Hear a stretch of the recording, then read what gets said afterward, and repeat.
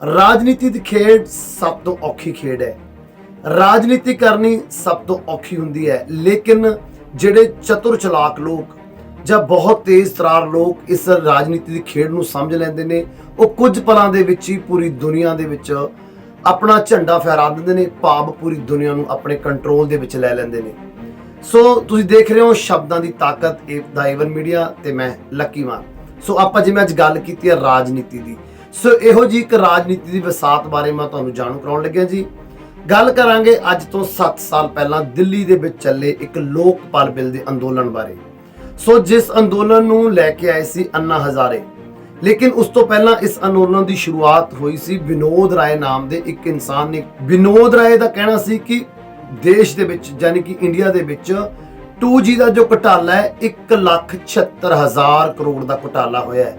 ਸੋ ਉਸ ਦੇ ਮੁੱਦੇ ਨੂੰ ਲੈ ਕੇ ਉਹ ਜਨਤਾ ਦੇ ਵਿੱਚ ਆਏ ਸੀ ਤੇ ਉਸ ਮੁੱਦੇ ਨੂੰ ਲੋਕਾਂ ਤੱਕ ਪਹੁੰਚਾਉਣ ਦੇ ਲਈ ਇੱਕ ਅੰਦੋਲਨ ਦਾ ਰੂਪ ਧਾਰਿਆ ਸੀ। ਅੰਨਾ ਹਜ਼ਾਰੇ ਦੀ ਅਗਵਾਈ ਦੇ ਵਿੱਚ ਲੋਕਾਂ ਨੇ ਦਿੱਲੀ ਦੇ ਵਿੱਚ, ਭਾਵ ਅੰਨਾ ਹਜ਼ਾਰੇ ਲੋਕਪਾਲ ਬਿੱਲ ਦੀ ਗੱਲ ਕਰਨ ਲਈ ਤੇ ਇਸ ਘੁਟਾਲੇ ਨੂੰ ਉਜਾਗਰ ਕਰਨ ਦੇ ਲਈ ਅੰਦੋਲਨ ਕਰਕੇ ਬੈਠੇ ਸੀ ਦਿੱਲੀ ਦੇ ਵਿੱਚ। ਇਸ ਦੇ ਨਾਲ ਇੱਕ ਤੀਸਰੀ ਔਰਤ ਜੁੜੀ, ਭਾਵ ਇਸ ਅੰਦੋਲਨ ਦੇ ਨਾਲ ਵਿਨੋਦ ਰਾਏ, ਦੂਸਰੇ ਅੰਨਾ ਹਜ਼ਾਰੇ ਤੇ ਤੀਸਰੀ ਇੱਕ ਔਰਤ ਜੁੜੀ ਜਿਸ ਦਾ ਨਾਮ ਸੀ ਕਿਰਨ ਬੇਦੀ। ਤੇ ਕਿਰਨ ਬੇਦੀ ਦੇ ਨਾਲ ਨਾਲ ਇੱਕ ਹੋਰ ਆਦਮੀ, ਚੌਥਾ ਇਨਸਾਨ ਜੁੜਿਆ ਜਿਸ ਦਾ ਨਾਮ ਸੀ ਅਰਵਿੰਦ ਕੇਜਰੀਵਾਲ। ਉਹਨਾਂ ਨੇ ਬੜੇ ਜ਼ੋਰ ਸ਼ੋਰ ਨਾਲ ਮੁੱਦੇ ਨੂੰ ਉਠਾਇਆ, ਇਸ ਘੁਟਾਲੇ ਦੀ ਗੱਲਾਂ ਕੀਤੀਆਂ। ਇਸ ਅੰਦੋਲਨ ਨੂੰ ਆਮ ਲੋਕਾਂ ਦਾ ਅੰਦੋਲਨ ਦਾ ਨਾਮ ਦਿੱਤਾ ਸੀ। ਇਸ ਤੋਂ ਬਾਅਦ ਐਂਟਰੀ ਹੁੰਦੀ ਹੈ ਜੀ ਇੱਕ ਪੰਜਵੇਂ ਵਿਅਕਤੀ ਦੀ, ਭਾਵ ਰਾਮਦੇਵ ਦੀ, ਜੋ ਕਿ ਇੱਕ ਆਪਣੇ ਆਪ ਨੂੰ ਸੰਨਿਆਸੀ ਅਖਵਾਉਂਦਾ ਸੀ ਤੇ ਯੋਗਾ ਗੁਰੂ ਕਹਾਉਂਦਾ ਸੀ ਤੇ ਲੋਕਾਂ ਨੂੰ ਯੋਗ ਦੇ ਗੁਣ ਦਿੰਦਾ ਸੀ।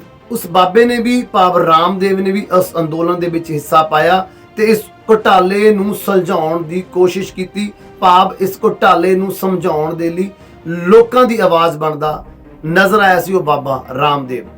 ਇਸ ਤੋਂ ਬਾਅਦ ਸੁਬਰਾਮਈ ਇੱਕ ਵਕੀਲ ਸੀ ਜਿਸ ਨੇ ਇਸ ਘੁਟਾਲੇ ਦੀਆਂ ਸਾਰੀਆਂ ਗੱਲਾਂ ਨੂੰ ਘੋਖਿਆ ਤੇ ਉਸ ਤੋਂ ਬਾਅਦ ਇਸ ਘੁਟਾਲੇ ਨੂੰ ਸੁਪਰੀਮ ਕੋਰਟ ਤੱਕ ਲੈ ਕੇ ਗਏ। ਇਸ ਤੋਂ ਬਾਅਦ ਐਂਟਰੀ ਹੁੰਦੀ ਹੈ ਜੀ ਇੱਕ ਬਹੁਤ ਹੀ ਪਾਵਰਫੁਲ ਇਨਸਾਨ ਦੀ, ਜੋ ਕਿ ਅੱਜ ਦੁਨੀਆ ਦਾ ਬਹੁਤ ਪਾਵਰਫੁਲ ਇਨਸਾਨ ਬਣ ਚੁੱਕਿਆ ਹੈ।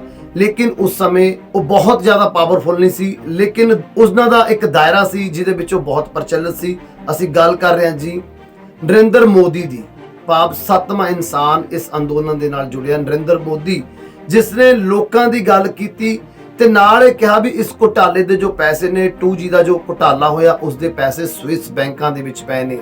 ਸਵਿਸ ਬੈਂਕਾਂ ਦੇ ਨਾਮ ਦੇ ਉੱਪਰ ਉਹਨਾਂ ਨੇ ਲੋਕਾਂ ਤੋਂ ਵੋਟ ਮੰਗੇ ਕਿ ਜੇਕਰ ਅਸੀਂ ਸੱਤਾ ਦੇ ਵਿੱਚ ਆਉਣੇ ਆ, ਅਸੀਂ ਸੈਂਟਰ ਦੇ ਵਿੱਚ ਸਰਕਾਰ ਬਣਾਉਣੇ ਆ, ਤਾਂ 15-15 ਲੱਖ ਰੁਪਇਆ ਹਰ ਇੱਕ ਵਿਅਕਤੀ ਦੇ ਅਕਾਊਂਟ ਵਿੱਚ ਪਾਇਆ ਜਾਏਗਾ। ਭਾਵ ਇੰਨਾ ਜ਼ਿਆਦਾ ਪੈਸਾ ਦੇਸ਼ ਦੇ ਵਿੱਚੋਂ ਇਕੱਠਾ ਕਰਕੇ ਸਵਿਸ ਬੈਂਕਾਂ ਦੇ ਵਿੱਚ 2 ਨੰਬਰ ਦਾ ਪੈਸਾ ਪਿਆ, ਉਸ ਨੂੰ ਇੰਡੀਆ ਦੇ ਵਿੱਚ ਵਾਪਸ ਲਿਆ ਕੇ ਪੂਰੀ ਜਨਤਾ ਦੇ ਵਿੱਚ ਵੰਡਿਆ ਜਾਏਗਾ। ਇਹ ਪੈਸਾ ਇੰਡੀਆ ਵਾਪਸ ਆਇਆ ਜਾਂ ਨਹੀਂ ਇਹ ਲੋਕ ਵੀ ਜਾਣਦੇ ਨੇ।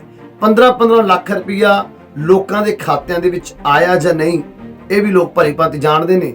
ਲੇਕਿਨ ਕੁਝ ਟਾਈਮ ਬਾਅਦ ਕੀ ਹੋਇਆ, ਇਸ ਕੇਸ ਨਾਲ ਸੰਬੰਧਿਤ, ਇਸ ਘੁਟਾਲੇ ਨਾਲ ਸੰਬੰਧਿਤ ਸਾਰੇ ਆਰੋਪੀ ਸੀ ਜੋ ਬਣਾਏ ਗਏ ਉਹ ਬਰੀ ਹੋ ਗਏ। ਭਾਵ ਅਦਾਲਤ ਨੇ ਕਿਹਾ ਕਿ ਇਸ ਤਰ੍ਹਾਂ ਦਾ ਕਦੇ ਕੋਈ ਘੁਟਾਲਾ ਹੋਈ ਨਹੀਂ ਸੀ। ਲੇਕਿਨ ਇਸ ਅੰਦੋਲਨ ਦੇ ਨਾਲ ਇਹ ਜੋ ਇੱਕ ਰਾਜਨੀਤੀ ਦੀ ਖੇਡ ਕੀਤੀ ਗਈ ਸੀ ਲੋਕਾਂ ਦੇ ਵਿੱਚ ਪ੍ਰਚਲਿਤ ਹੋਣ ਦੇ ਲਈ, ਉਹ ਰੰਗ ਲੈ ਕੇ ਆਈ। ਭਾਵ ਹੁਣ ਅਸੀਂ ਗੱਲ ਕਰਾਂਗੇ ਉਹ 7 ਬੰਦਿਆਂ ਦੀ ਜਿਨ੍ਹਾਂ ਨੇ ਇਹ ਅੰਦੋਲਨ ਚਲਾਇਆ ਸੀ, ਇਸ ਅੰਦੋਲਨ ਨੂੰ ਲੋਕਾਂ ਤੱਕ ਪਹੁੰਚਾਇਆ ਸੀ। ਉਹਨਾਂ ਦਾ ਕੀ ਬਣਿਆ? ਸਭ ਤੋਂ ਪਹਿਲਾਂ ਗੱਲ ਕਰਾਂਗੇ ਜੀ ਵਿਨੋਦ ਰਾਏ ਦੀ, ਜਿਨ੍ਹਾਂ ਨੇ ਇਸ ਘੁਟਾਲੇ ਨੂੰ ਉਜਾਗਰ ਕੀਤਾ ਸੀ, ਭਾਵ ਜਿਨ੍ਹਾਂ ਨੇ ਦੱਸਿਆ ਸੀ ਵੀ ਕਿੰਨਾ ਘੁਟਾਲਾ ਇੰਡੀਆ ਦੇ ਵਿੱਚ ਹੋਇਆ। ਉਹ ਇਸ ਸਮੇਂ ਬੈਂਕ ਦੇ ਬੌਸ ਨੇ, ਬੈਂਕ ਬੋਰਡ ਦੇ ਮੁਖੀ ਨੇ ਤੇ ਆਪਣੀ ਆਰਾਮਮਈ ਜ਼ਿੰਦਗੀ ਬਸਰ ਕਰ ਰਹੇ ਨੇ। ਉਸ ਤੋਂ ਬਾਅਦ ਜਦੋਂ ਉਹਨਾਂ ਨੂੰ ਬੈਨੀਫਿਟਸ ਮਿਲ ਗਏ, ਉਸ ਤੋਂ ਬਾਅਦ ਉਹਨਾਂ ਨੇ ਕਦੇ ਵੀ ਇਸ ਘੁਟਾਲੇ ਦੀ ਗੱਲ ਨਹੀਂ ਕੀਤੀ। ਹੁਣ ਗੱਲ ਕਰਾਂਗੇ ਜੀ ਜੋ ਇਸ ਅੰਦੋਲਨ ਦੇ ਮੋਢੀ ਰਹੇ, ਜਿਨ੍ਹਾਂ ਨੇ ਅੰਦੋਲਨ ਪੂਰੀ ਇੰਡੀਆ ਦੇ ਵਿੱਚ ਫੈਲਾਇਆ ਤੇ ਸਭ ਤੋਂ ਜ਼ਿਆਦਾ ਕੱਦ ਵੱਡਾ ਕੀਤਾ ਸੀ ਇਸ ਅੰਦੋਲਨ ਨੇ ਉਹਨਾਂ ਦਾ, ਜਾਨੀ ਕਿ ਜੋ ਸਮਾਜ ਸੇਵੀ ਸੀ ਅੰਨਾ ਹਜ਼ਾਰੇ ਜੀ। ਉਹ ਵੀ ਇਸ ਸਮੇਂ Z+ ਸਿਕਿਉਰਿਟੀ ਲੈ ਕੇ ਆਰਾਮ ਫਰਮਾ ਰਹੇ ਨੇ। ਉਹਨਾਂ ਨੇ ਕਦੇ ਪਿੱਛੇ ਮੁੜ ਕੇ ਨਹੀਂ ਦੇਖਿਆ ਵੀ ਅੰਦੋਲਨ ਦਾ ਕੀ ਹੋਇਆ, ਕੀ ਲੋਕਪਾਲ ਮਨਜ਼ੂਰ ਹੋਇਆ ਜਾਂ ਇਹ ਘੁਟਾਲੇ ਦੇ ਪੈਸੇ ਵਾਪਸ ਆਏ ਜਾਂ ਨਹੀਂ। ਉਹ ਸਿਰਫ Z+ ਸਿਕਿਉਰਿਟੀ ਲੈ ਕੇ ਹੁਣ ਆਰਾਮ ਫਰਮਾ ਰਹੇ ਨੇ।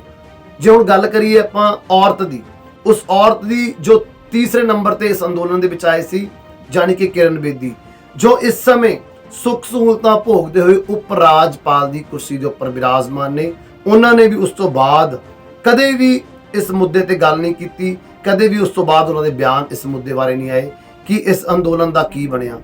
ਸਭ ਕੁਝ ਸਿਰਫ ਔਰ ਸਿਰਫ ਕੁਰਸੀ ਤੱਕ ਸੀਮਤ ਰਹਿ ਗਿਆ ਸੀ। ਗੱਲ ਕਰਾਂਗੇ ਹੁਣ ਚੌਥੇ ਇਨਸਾਨ ਦੀ, ਜਾਣੀ ਕਿ ਅਰਵਿੰਦ ਕੇਜਰੀਵਾਲ। ਪੂਰੀ ਦੁਨੀਆ ਜਾਣਦੀ ਹੈ, ਸਾਡਾ ਹਰ ਇੱਕ ਭਾਰਤ ਵਾਸੀ ਜਾਣਦਾ ਹੈ ਇਸ ਸਮੇਂ ਕੇਜਰੀਵਾਲ ਕੌਣ ਨੇ। ਜਾਣੀ ਕਿ ਦੂਸਰੀ ਟਰਨ ਦਿੱਲੀ ਸਰਕਾਰ ਦੀ ਵਿੱਚ ਸੀਐਮ ਦੀ ਕੁਰਸੀ ਉੱਪਰ ਵਿਰਾਜਮਾਨ ਉਹ ਚੌਥਾ ਸ਼ਖਸ ਜਿਸ ਨੇ ਇਹ ਅੰਦੋਲਨ ਚਲਾਇਆ ਸੀ। ਤੇ ਸਭ ਤੋਂ ਵੱਡੀ ਗੱਲ, ਦੁਖਦਾਈ ਗੱਲ ਇਹ ਆ ਵੀ ਦੂਸਰੀ ਟਰਮ ਉਹਨਾਂ ਦੀ ਦਿੱਲੀ ਵਿੱਚ ਆ ਚੁੱਕੀ ਹੈ। ਜਿਸ ਬਿੱਲ ਨੂੰ ਲੈ ਕੇ, ਜਿਸ ਲੋਕਪਾਲ ਬਿੱਲ ਦੀ ਗੱਲ ਕਰ ਰਹੇ ਸੀ, ਉਹ ਲੋਕਪਾਲ ਬਿੱਲ ਅੱਜ ਤੱਕ ਦਿੱਲੀ ਵਿੱਚ ਵੀ ਮਨਜ਼ੂਰ ਨਹੀਂ ਹੋਇਆ। ਜਿਸ ਲੋਕਪਾਲ ਬਿੱਲ ਦੀ ਉਹ ਗੱਲ ਕਰ ਰਹੇ ਸੀ, ਭਾਵ ਉਹਨਾਂ ਨੇ ਸਿਰਫ ਔਰ ਸਿਰਫ ਲੋਕਪਾਲ ਬਿੱਲ ਦੇ ਨਾਮ ਦੇ ਉੱਪਰ ਆਪਣੀਆਂ ਰੋਟੀਆਂ ਸੇਕੀਆਂ। ਪੰਜਵੇਂ ਵਿਅਕਤੀ ਦੀ ਗੱਲ ਕਰੀਏ, ਜਾਣੀ ਕਿ ਯੋਗ ਗੁਰੂ ਬਾਬਾ ਰਾਮਦੇਵ ਦੀ, ਜੋ ਬਾਬਾ ਘਾਟ ਇਸ ਸਮੇਂ ਕਾਰੋਬਾਰੀ ਬਹੁਤ ਵੱਡਾ ਬਣ ਚੁੱਕਿਆ, ਅਰਬਾਂ ਖਰਬਾਂ ਦੀ ਪ੍ਰਾਪਰਟੀ ਦਾ ਮਾਲਕ ਬਣ ਚੁੱਕਿਆ। ਉਹ ਬਾਬਾ ਸਿਰਫ ਔਰ ਸਿਰਫ 7 ਸਾਲਾਂ ਦੇ ਵਿੱਚ ਯੋਗ ਸਿਖਾਇਆ ਨਹੀਂ ਸਿਖਾਇਆ ਬਾਅਦ ਦੀ ਗੱਲ, ਲੇਕਿਨ ਇਸ ਸਮੇਂ ਅਰਬਾਂ ਖਰਬਾਂ ਰੁਪਏ ਦਾ ਮਾਲਕ ਬਣ ਕੇ ਉਹ ਵੀ ਆਪਣੀ ਜ਼ਿੰਦਗੀ ਬੜੇ ਅੱਛੇ ਤਰੀਕੇ ਨਿਭਾ ਰਿਹਾ ਤੇ ਬੀਜੇਪੀ ਦੇ ਨਾਲ ਰਲ ਕੇ ਉਹ ਵੀ ਰਾਜਨੀਤਿਕ ਗਲਿਆਰਿਆਂ ਦੇ ਵਿੱਚ ਚਰਚਾ ਦਾ ਵਿਸ਼ਾ ਬਣਿਆ ਰਹਿੰਦਾ ਹੈ। ਛੇਵੇਂ ਬੰਦੇ ਦੀ ਗੱਲ ਕਰੀਏ ਜੀ, ਸੁਬਰਾਮਈ, ਜੋ ਕਿ ਇੱਕ ਲਾਇਰ ਸੀ, ਵਕੀਲ ਸੀ, ਜੋ ਕਿ ਇਸ ਘੁਟਾਲੇ ਨੂੰ ਸੁਪਰੀਮ ਕੋਰਟ ਤੱਕ ਲੈ ਕੇ ਗਏ ਸੀ, ਜਿਨ੍ਹਾਂ ਨੇ ਕੋਸ਼ਿਸ਼ ਕੀਤੀ ਸੀ ਇਸ ਘੁਟਾਲੇ ਦੀਆਂ ਪਰਤਾਂ ਉਤਾਰਨ ਦੀ। ਉਹ ਵੀ ਅੱਜ ਕੱਲ सांसद ने जी हाँ बिल्कुल वो सांसद ने जो सरकारां दे विरुद्ध प्रोटेस्ट कर रहे सी, सरकारां दे विरुद्ध सुप्रीम कोर्ट वल गए सी कि सरकारां कुछ नहीं कर रही, सरकारां सिर्फ और सिर्फ घोटाले कर रही ने। वो भी सांसद मैंबर बन के उही सरकारां दा हिस्सा बन चुके ने। हुण गल करांगे जी आपां 7वें व्यक्ति दी, क्योंकि मैं पहला भी दस्सिया सी भी 7 व्यक्तियों ने रल के ये अंदोलन चलाया सी। 7वें व्यक्ति की गल करिए, 7वां व्यक्ति सी जी नरेंद्र मोदी। ते पूरी दुनिया नूं पता भी इस समय नरेंद्र मोदी वो भी अपनी दूसरी टर्म, ये इत्तफाक भी है जी, आपां कह सकते हैं एक इंसिडेंट है भी दूसरी टर्म ही मोदी दी है ते दिल्ली दे विच दूसरी टर्म ही केजरीवाल दी है, जो कि दोनों शख्स, दोए महान शख्सियतां, मैं महान ही कहांगा उन्हां नूं, दोनों महान शख्सियतां दो टर्म हंडा रही ने, दूसरी टर्म दे विच ने, जो कि इस अंदोलन दे नाल जुड़ियां होईयां सी। ਉਹ ਮੋਦੀ ਜਿਸ ਨੇ 15-15 ਲੱਖ ਰੁਪਇਆ ਹਰ ਇੱਕ ਬੰਦੇ ਨੂੰ, ਹਰ ਇੱਕ ਵਿਅਕਤੀ ਨੂੰ, ਹਰ ਇੱਕ ਭਾਰਤ ਵਾਸੀ ਨੂੰ ਦੇਣ ਦਾ ਵਾਅਦਾ ਕੀਤਾ ਸੀ, ਵਾਅਦਾ ਪੂਰਾ ਨਹੀਂ ਹੋਇਆ, ਘੁਟਾਲੇ ਦਾ ਕੁਝ ਨਹੀਂ ਬਣਿਆ, ਕੋਈ ਵੀ ਆਰੋਪੀ ਸਾਬਤ ਨਹੀਂ ਹੋਇਆ।